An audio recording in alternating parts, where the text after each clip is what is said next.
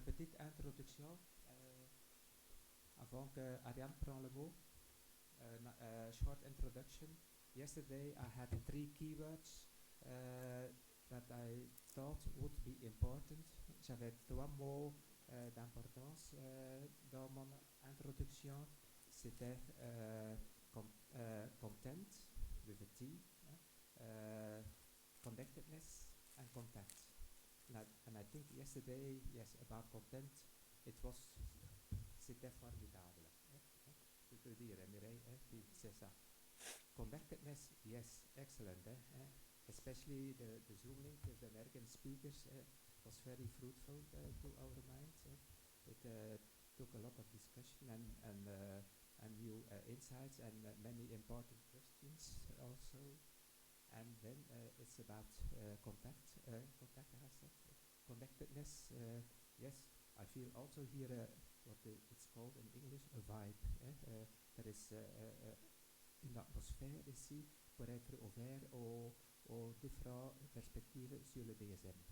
Et c'est à quoi aussi Ariane fait une partie de votre part. Donc Ariane, Ariane will propose herself in 2 or 3 sentences and you have the floor. Merci beaucoup Marc, merci beaucoup Patrick pour cette invitation. Je suis très heureuse d'être ici.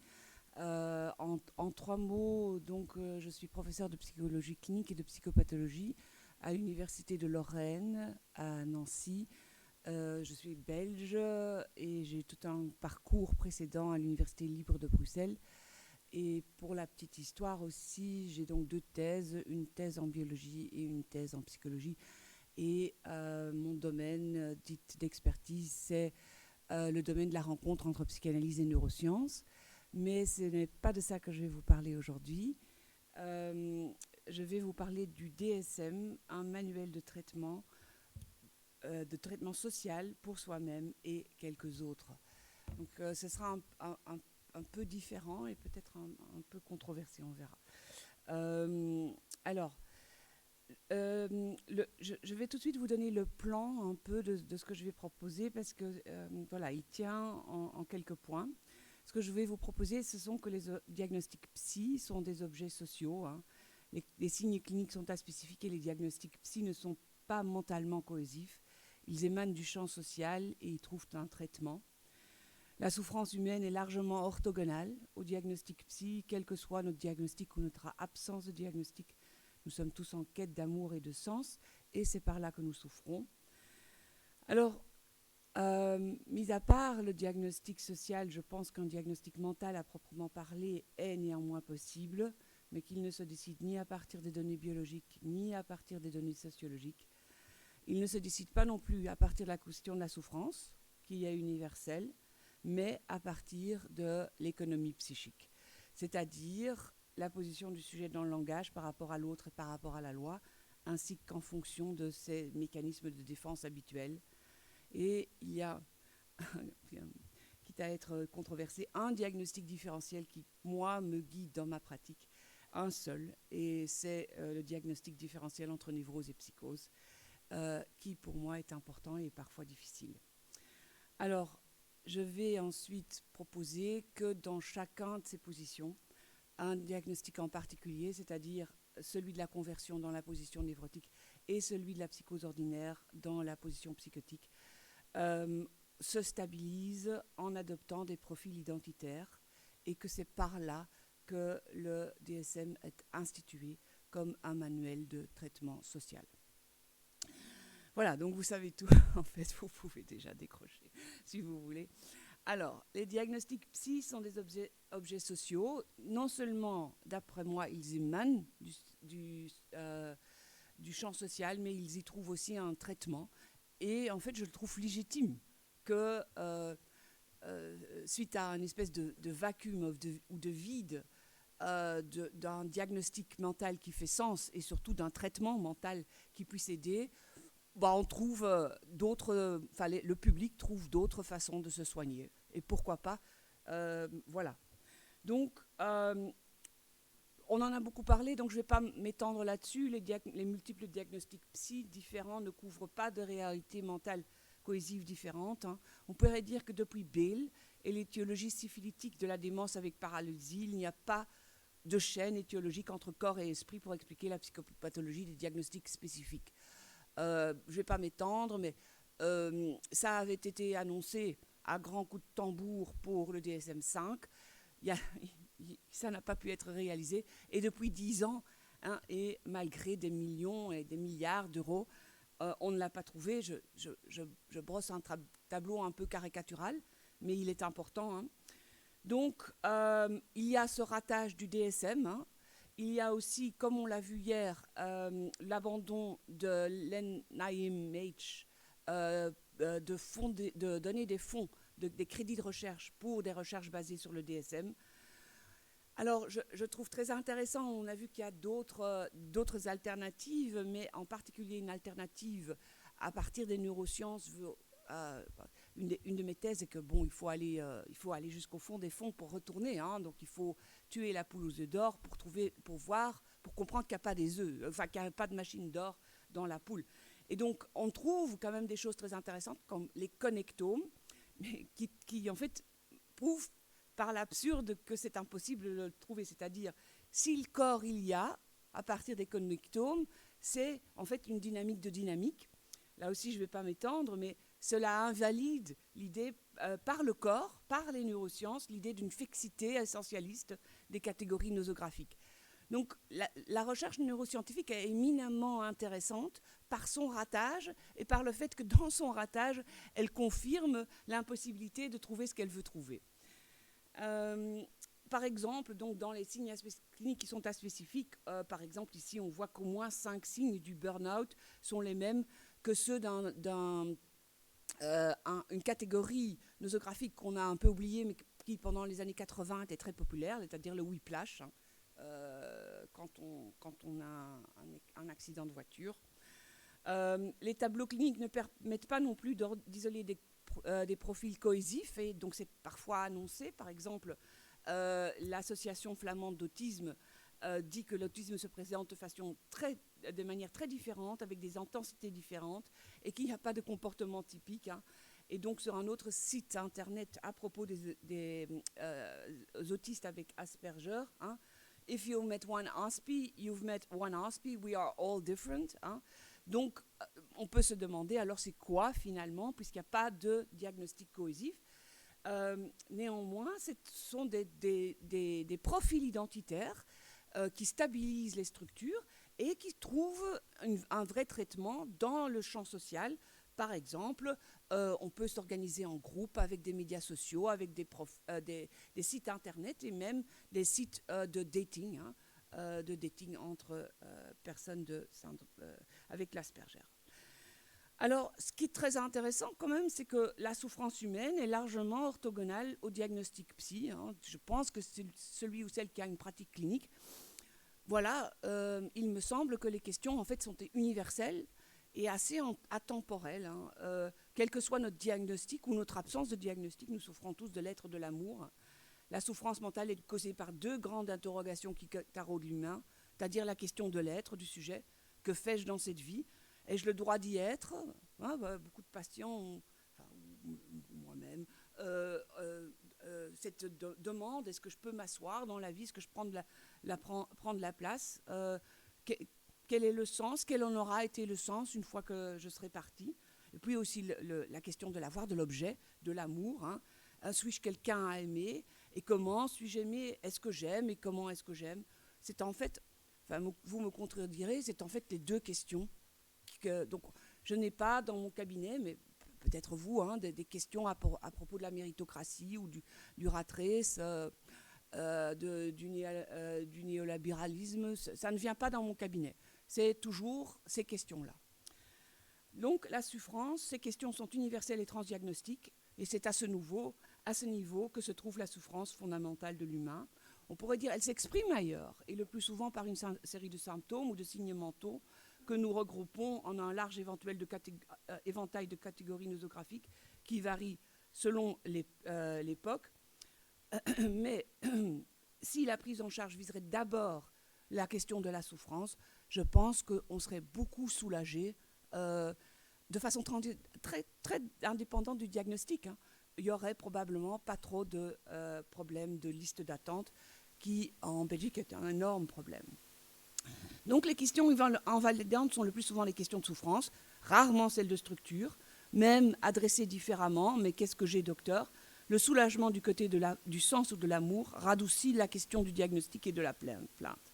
Les files d'attente sont formées par des sujets en quête de sens et en mal d'amour et pas vraiment en demande de restructuration ou de réadaptation.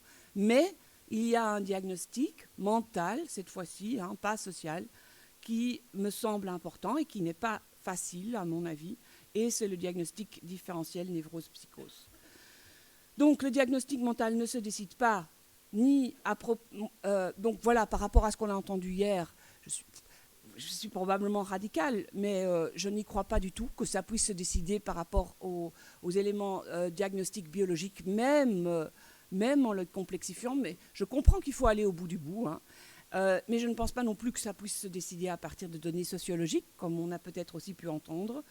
La souffrance ne va pas non plus faire un diagnostic différentiel, et les signes cliniques sont très aspécifiques. Donc tout ça ne nous sert, à mon avis, pas à faire un diagnostic.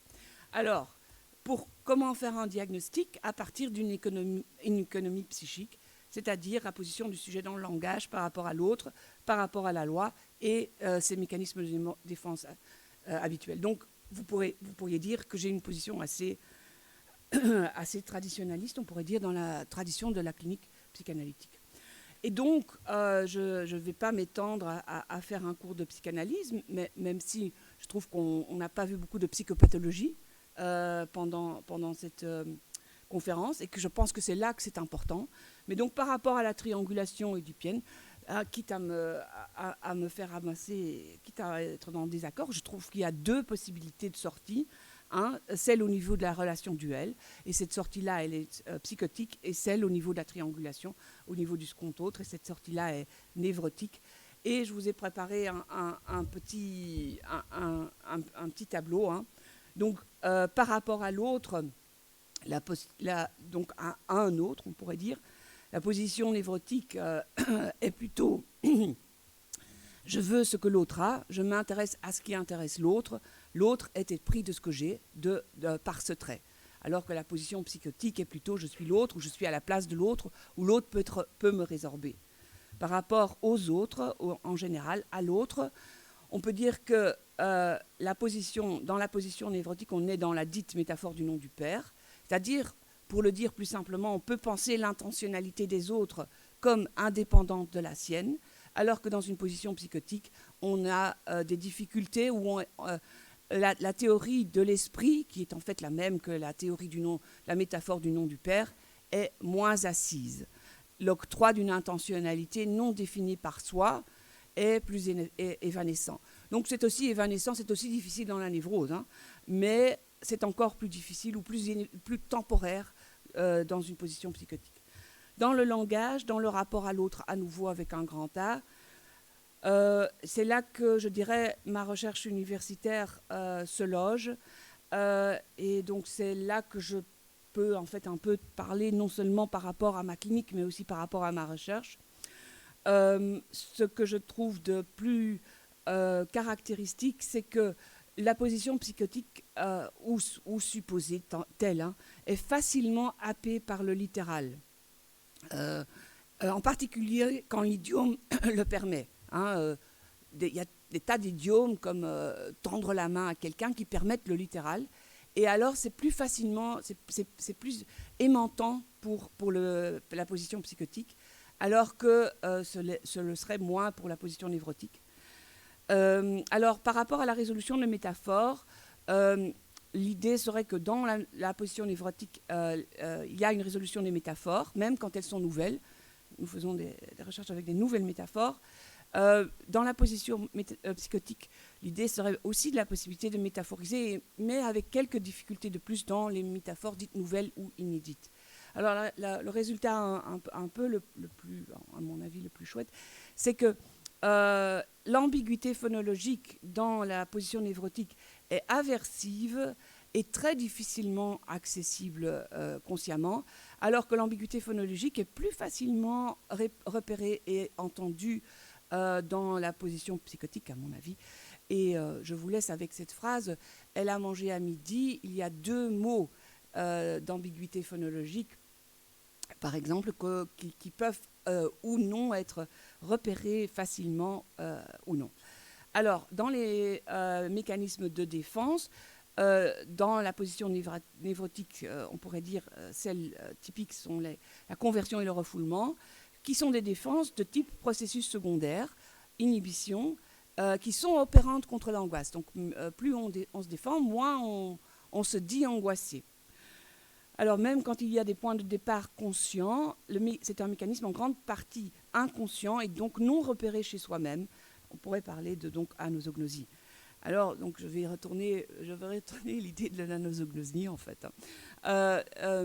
Donc, on dit que la psychose est anosognosique. Alors, dans la psychose, il y a une absence de refoulement. Les défenses sont de type processus primaire, donc l'association libre et l'interprétation, bien moins opérantes contre l'angoisse.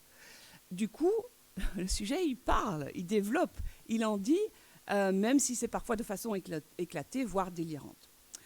Et donc, le point principal de ce que j'ai envie de vous dire, c'est que dans chacune de ces structures, il y a un diagnostic en particulier qui donne une validité à ce DSM, hein, même si c'est pas une validité mentale.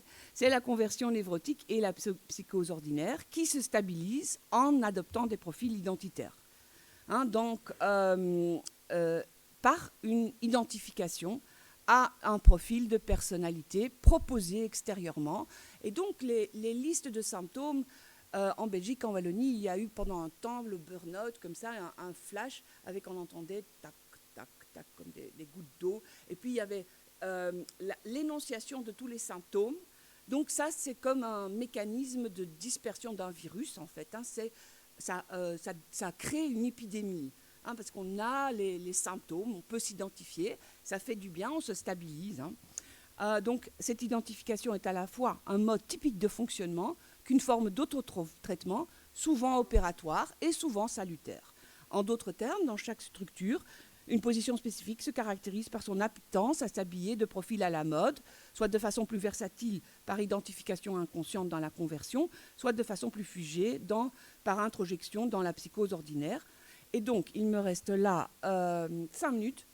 Et voilà le vrai morceau psychopathologique que j'ai adoré. Donc, dans l'inconscient, la toute fin de l'inconscient de 1915 de Freud, il y a genre 2-3 pages qui sont souvent pas lues parce que déjà, quand on a lu tout l'inconscient, c'est lourd. Et puis, c'est 2-3 pages qui sont des friandises, hein, qui sont des petits cas cliniques qui apprennent beaucoup. Donc, le premier est le tourneur Dieu versus je tourne des yeux. Une jeune fille qui fut conduite à la clinique après une dispute avec son bien-aimé se lamente. Les yeux ne sont pas comme il faut, ils sont tournés de travers, ce qu'elle explique elle-même dans un langage cohérent en lançant une série de reproches contre le bien-aimé. Il semble à chaque fois différent, c'est un hypocrite, un tourneur Dieu. Il lui a tourné les yeux, maintenant elle a les yeux tournés, ce ne sont plus ses yeux, elle voit maintenant le monde avec d'autres yeux. Alors, Freud en appelle d'abord à son collègue Tosc à propos de la schizophrénie, qui dit « Je souligne de nouveau la prévalence dans toute chaîne de pensée de cet élément qui a pour contenu une innervation corporelle, ou plutôt la sensation de celle-ci. » Donc c'est un peu bizarre ça. Mais l'idée est que dans la psychose, y compris la psychose ordinaire, il y a un point réel d'une innervation corporelle ou de la sensation de celle-ci. On n'a pas le temps de développer, mais on pourrait dire un manque de prédiction, un manque de préhension de ce qui se passe dans le corps. Hein. Et ça va donner une excitation contre laquelle il faut se protéger et qui va aussi donner, comme je le vois dans la clinique, lieu à une série par association libre d'interprétations un peu éclatées qui vont dans tous les sens. Mais ce qui est important, et ce que souligne Freud, c'est que rien ne se voit au niveau des yeux. Il y a une associativité qui va dans tous les sens, c'est un mouvement défensif par processus primaire. Alors que dans la conversion, Freud dit, une hystérique aurait tourné les yeux convulsivement et elle n'aurait eu à cette occasion aucune pensée consciente. Et même après coup, elle n'aurait pas été en mesure d'en exprimer. Or, par association libre, elle peut recouvrer les motifs inconscients, et ce serait donc une associativité sur le mode aussi du processus primaire qui permettrait éventuellement une levée du refoulement, mais qui n'irait pas de façon tellement éclatée. Mais donc, la nosognosie est un peu retournée, en fait. Dans la conversion, on ne pourrait rien en dire, mais ça s'exprimerait par le corps, alors que quelque chose aurait lieu, un événement réel dans le corps, dans la psychose, qui ne se verrait pas dans le fonctionnement, mais qui se verrait dans une espèce d'associativité éclatée. Il donne un deuxième cas, le changeur de position versus je change de position, j'ai la bougeotte. Elle est debout à l'église, soudain ça fait une secousse, elle doit changer de position, comme si quelqu'un la changeait de position. Suit une analyse par une nouvelle série de reproches contre le bien-aimé, qui est ordinaire, qu'il a également rendu ordinaire, elle qui était de bonne famille, il l'a rendu semblable à lui, en lui faisant croire qu'il était supérieur. Maintenant, elle est devenue telle qu'il est, parce qu'elle croyait qu'elle serait meilleure si elle devenait semblable à lui. Il a donné le change, elle est maintenant comme lui, il l'a changée. Alors, Freud dit, le mouvement de changer de position...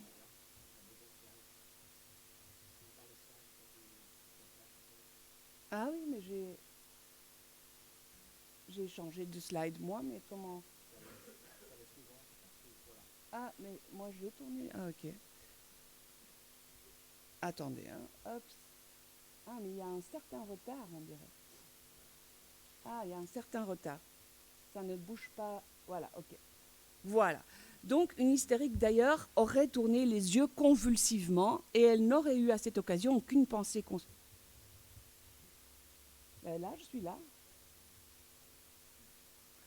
Donc, elle aurait tourné les yeux convulsivement et elle n'aurait eu à cette occasion aucune pensée consciente et même après coup, n'aurait pas été en mesure d'en exprimer. Or, par association libre... Non, attendez, j'étais là. Voilà, tu avais raison. Oui, voilà. Non, on était donc au deuxième cas. Donc, une hystérique aurait exécuté réellement le mouvement de secousse. Donc, et à nouveau, elle n'aurait eu à cette occasion aucune pensée consciente et même après coup, n'aurait pas été en mesure d'en exprimer. Et donc, et ce sera la fin de mon propos, je pense qu'il y a donc ces deux diagnostics qui s'habillent de ces profils à la mode et donc qui donnent une certaine réification sociale à tout plein de diagnostics, hein, n'importe lequel finalement. Donc ce sera réifié dans la clinique par identification qui plutôt est inconsciente, néanmoins versatile et mobile, et montrée au niveau du corps dans la conversion, et plus figée, telle une revendication exprimée explicitement dans la parole, dans la psychose ordinaire. Le processus pathogénique est probablement très différent. Hein. Donc, dans la conversion, c'est un processus de refoulement. La charge émotionnelle d'une idée acceptable est renvoyée par le corps. Le principe est la dissociation de la conscience, auto-hypnose. La conversion dans le corps est secondaire. C'est donc un processus mental qui peut avoir une trame linguistique. Alors que dans la psychose ordinaire, les sensations de corps, les sensations d'innervation ne sont pas atténuées. L'intrusion est première, on pourrait dire c'est un processus réel au sens lacanien, en forme de défense, une identification consciente et verbalisée se fait avec un habillement conscient revendiqué du symptôme. Là, on n'a pas le temps, mais c'est une illustration avec le cas d'Elisabeth von Herr. Alors, l'autotraitement, excusez-moi, l'autotraitement est que l'énergie mentale dans la conversion est convertie dans le fonctionnement du corps, et donc il n'y a plus cette excitation mentale, elle est dans le corps et l'angoisse est diminuée. Le sujet ne peut pas répondre de son état, de sa maladie. Alors que dans la psychose ordinaire, la défense primaire n'est d'abord pas très protectrice contre l'angoisse, mais le profil d'identification protège le sujet de la division subjective en permettant le principe que j'ai pris la liberté d'appeler WWJD. Je terminerai là-dessus. C'est quoi ce principe WWJD ? Si vous avez été aux États-Unis, vous voyez que parfois vous avez sur les camionneurs, ils ont comme ça WWJD sur leur plaque. Et ça veut dire en fait « What would Jesus do ?» Et donc c'est très facile, hein, si on a des difficultés à se rendre dans cette subjectivité, cette division subjective pour se donner une... Enfin, qu'est-ce que je fais dans cette occasion que je n'ai jamais vécue et dont je dois prendre une position subjective, je dois métaphoriser. Si c'est quelque chose de très anxiogène, eh ben, si vous avez « What would Jesus do ?» vous vous dites « Qu'est-ce que ferait un autiste ? Qu'est-ce que ferait quelqu'un avec le burn-out ?» Et ça stabilise cette difficulté d'être dans une position de division subjective. Et donc, mon propos est que, comme je dirais, nous faisons grandement faillite en tant que sentimental pour prendre en charge l'angoisse et le désarroi du public. Celui-ci a trouvé d'autres façons de traitement et je trouve ça tout à fait légitime. Je trouve ça un symptôme de ce qui se passe. Voilà, je vous remercie. Ah non, j'avais encore des... Ouais, non, mais... Oui, voilà. S'engager dans une course pour traiter le traitement et s'engager dans un circuit dont le serpent se mord la queue, dans un effort sans fin. Le problème des files d'attente est le produit de l'effort de réification des phénomènes de la psychologie académique. Donc, les files d'attente, d'après moi, ne sont pas créées par le néolibéralisme, etc., mais vraiment par nous-mêmes, en fait. Hein. Je trouve ça aussi une façon très facile. Hein. Nous apprenons à nos patients de se mettre en cause, mais les psychologues sont inattaquables. Quand ça va mal, c'est toujours la société qui va mal. Hein. Alors que je pense que c'est nous-mêmes qui créons les problèmes. Et nous pouvons simplement sortir de cette spirale en souffrant la traitance, en traitant la souffrance, sans grands égards pour l'étiquette diagnostique, hormis, dans une certaine mesure, le diagnostic différentiel névrose-psychose.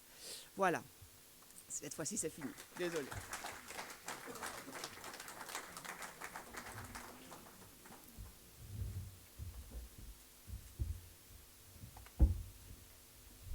Merci beaucoup, Ariane, pour ta perspective originelle.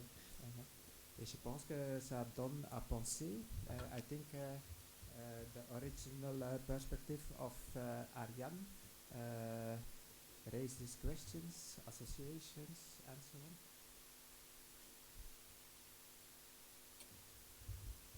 Oui.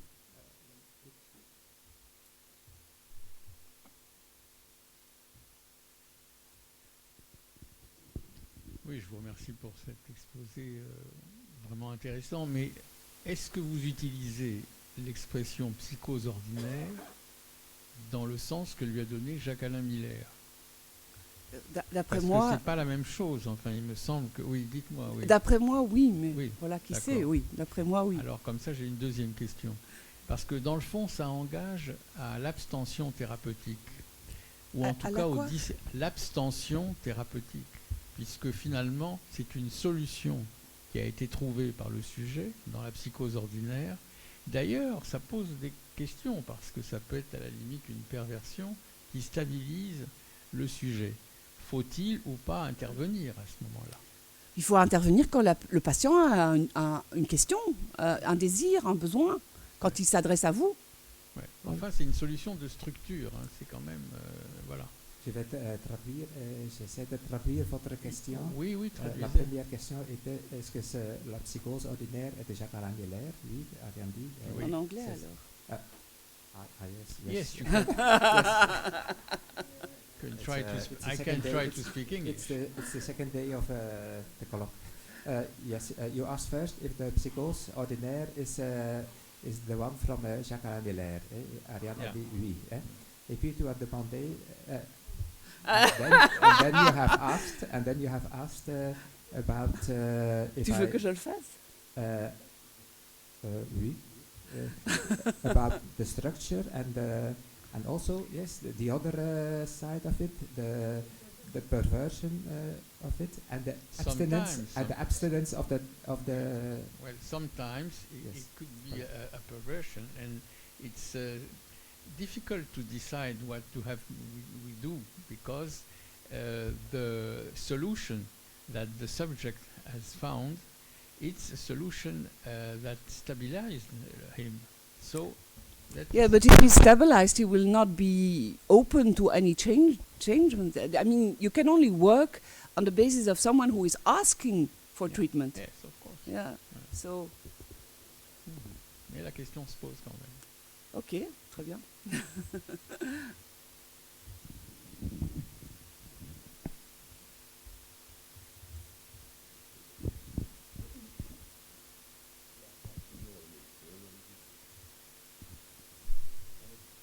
Three questions from three different persons. Donc, merci. Une question. En introduisant la dualité pulsionnelle, Freud envisage des gradients d'intrication pulsionnelle dans le psychisme.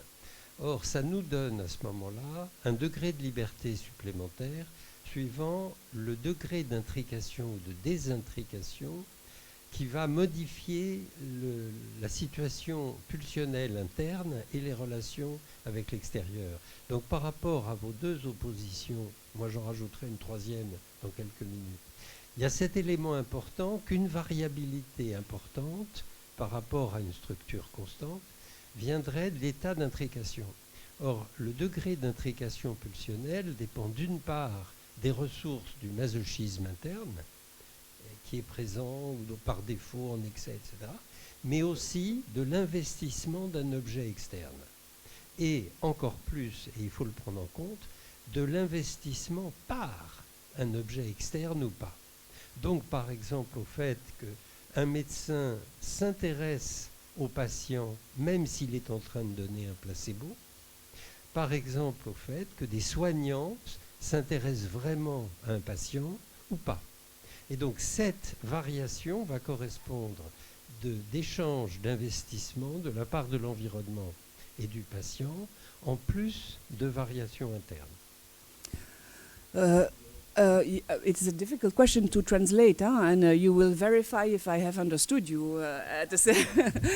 So thank you for this question. So my colleague asks, so indeed I have proposed this quite polarized opposition between psychosis and neurosis, and ordinary psychosis and conversion neurosis, and my colleague asks about the other psychopathological factors to nuance this tableau, namely the life and the death drives, how much they are actually intricated and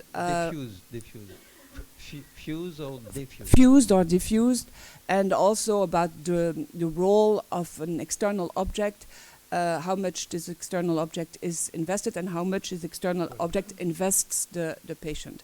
So I can only thank you for this comment. Je vais d'abord le dire en français. Voilà, en 20 minutes, j'ai dû poser quelque chose. Et la moi, après moi, c'est à partir de là que la psychopathologie va être intéressante pour faire un diagnostic plus fin. Et pas à partir de toutes ces catégories. Oui, et je pense qu'on peut affiner le tableau par d'autres facteurs encore. Quitte à y mettre par exemple quand même le rôle du trauma par exemple, ou quitte à aussi s'équiper des concepts freudiens de pathologie actuelle ou de psychopathologie. Mais vous voyez, on est en train de dessiner un tout autre champ.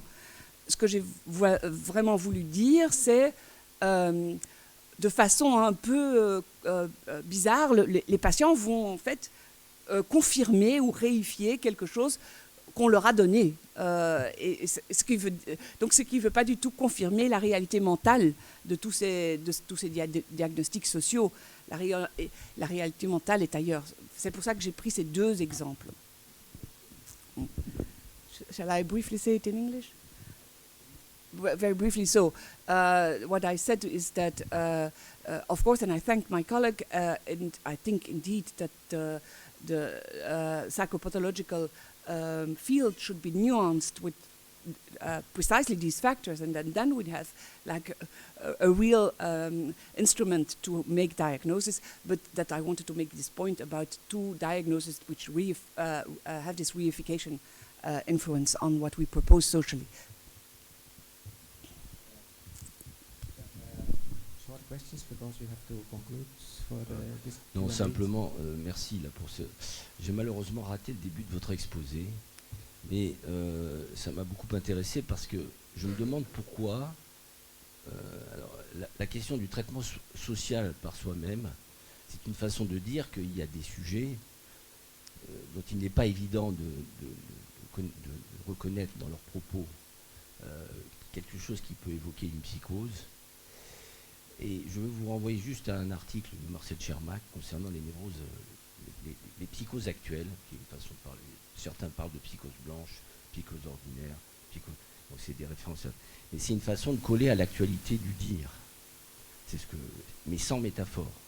Avec vous apportez des nuances, ce qui est intéressant, puisque ça passe un peu inaperçu, et puis ça nécessite finalement pour le clinicien un certain recul pour ne pas justement trop creuser et laisser en surface ce qui reste en surface. Ça, c'est un point très très important et qui va contre la psychiatrisation généralisée du DSM. Voilà. Et le WWJD, c'est une façon aussi, pour un certain nombre de sujets, de coller à des étiquettes sans la question de la métaphore. Et puis rappeler quand même que c'est le rapport au langage qui se déploie dans les dires et c'est comme ça qu'on peut reconnaître des phénomènes élémentaires qui passent dans le langage et sous forme quasi inaperçue, à moins d'avoir les oreilles fines ou d'entendre certaines situations. On a des tas de patients comme ça pour lesquels il y a une certaine prudence. On ne sait pas à qui on prête l'oreille, en gros. Voilà. I couldn't agree more. Voilà, the short answer is let's speak further. I couldn't agree more, and I am interested in this reference that you mentioned. Yeah. A short question. It's about social identification. C'est à propos de l'identification sociale. Je suis beaucoup les controverses sur Twitter ou X, enfin, entre les autistes entre eux, les différents diagnostiqués entre eux. Et je vous lis par exemple hier ce que je reçois de quelqu'un qui se dit autiste. Autism is not a disorder, it is a neurotype. Not sometimes, not for certain people. It is not a disorder, period. Okay? Just like being gay wasn't a disorder, being trans wasn't a disorder, and so on and so forth. Ce qui est très intéressant, c'est la controverse et la réponse. Quelqu'un lui répond, mais but you are an aspie, you are a supremacist. Et c'est grandiose. Because you forget about impairment. C'est parce que vous oubliez l'impairment. Tu es contre le DSM. Pourquoi? Parce que tu es un suprémaciste. Parce que nous, le DSM, on en a besoin. Parce que le DSM nous donne des droits. Et c'est très exactement ce qui nous a été dit hier. Ok, je pense que Marc ne veut pas que j'aille dans les débats et donc je ne vais pas y aller. Mais bon, juste peut-être quand même, moi j'ai posé quelque chose de façon assez catégorique et je peux m'imaginer quand même qu'il y a des cliniques, par exemple avec les enfants ou éventuellement, enfin dans le développement où ce diagnostic a lieu d'être. Hein. J'ai dû rapidement poser quelque chose. Moi, j'ai une clinique avec des adultes, et donc quand ils viennent avec une identification, pour moi, ils viennent avec une identification, et puis c'est pas la question la plus importante. Et peut-être petite anecdote, en Belgique, quelqu'un, donc pour l'autisme, il faut aller d'abord dans un centre spécialisé de diagnostic, ensuite dans un centre spécialisé de traitement. Il y a 2 fois des files d'attente et qui se présentent. Et donc, à force d'attendre, le gars, il a fait une tentative de suicide. Je suis sûre que si cette personne aurait été traitée par quelqu'un de pas du tout spécialisé dans l'autisme, mais qui aurait écouté la souffrance, probablement les souffrances, des questions d'être et d'amour, il n'aurait d'abord pas fait cette tentative et ensuite il n'aurait probablement même pas demandé d'aller dans ces centres spécialisés, il aurait demandé à rester avec le psychologue. Et donc voilà, nous faisons défaut. Excellent closure, Ariane. So, I thank you very much. Before I give the word to Patrick, 2 practical items. First, we will have a break after the presentation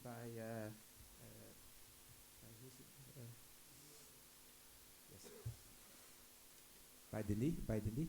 And for those who are coming today, there is a little change of the program. Brenda Freund was not able to come, but Leen Vergaert, also a person with lived experience, will will join online. Thank you.